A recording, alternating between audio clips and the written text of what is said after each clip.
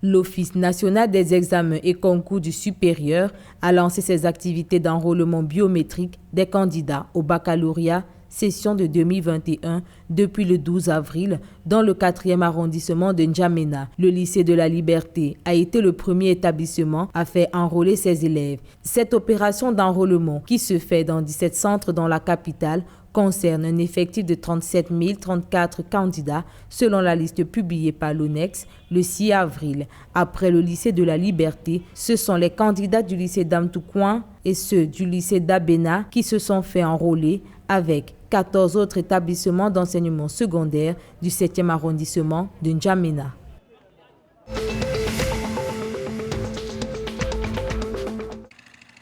Le Gabon a réalisé une production record de manganèse en 2020. En effet, la production nationale de minerais et d'agglomérés de manganèse a progressé de 25,2% pour s'établir à 8,449 millions de tonnes suite aux performances records enregistrées sur les gisements de Moanda et de Franceville, ainsi que la mise en exploitation du gisement d'Okonja. Selon la Direction générale de l'économie et de la politique fiscale, cette bonne performance a été obtenue malgré les problèmes techniques sur l'une des 2 lignes de production du site de Djolé durant le dernier trimestre de 2020.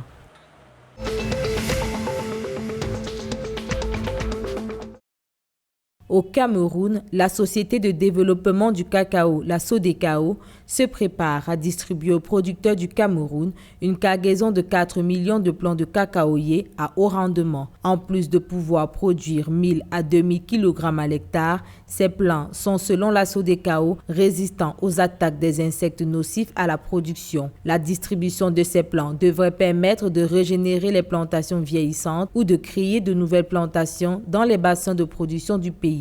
Ces actions devront d'ici 2 ans induire l'augmentation de la production nationale dans un contexte d'augmentation de la demande dans le secteur de la transformation.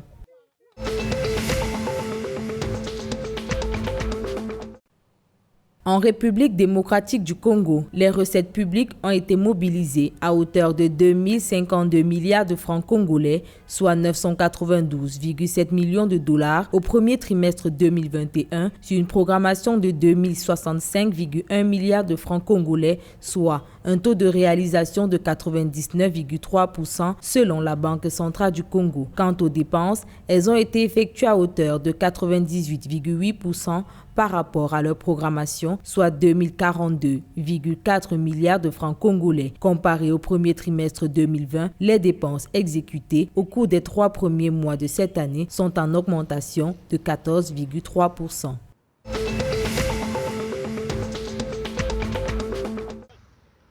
Une note circulaire signée le 14 avril dernier par le directeur général des services des douanes et des droits indirects, Abdelkerim Sharfadine Mahamat, porte sur les facilités douanières et enlèvements directs. L'administration douanière constate depuis un certain temps une utilisation abusive des facilités douanières accordées aux produits destinés à des opérations privilégiées ou ceux présentant un certain caractère périssable ou dangereux.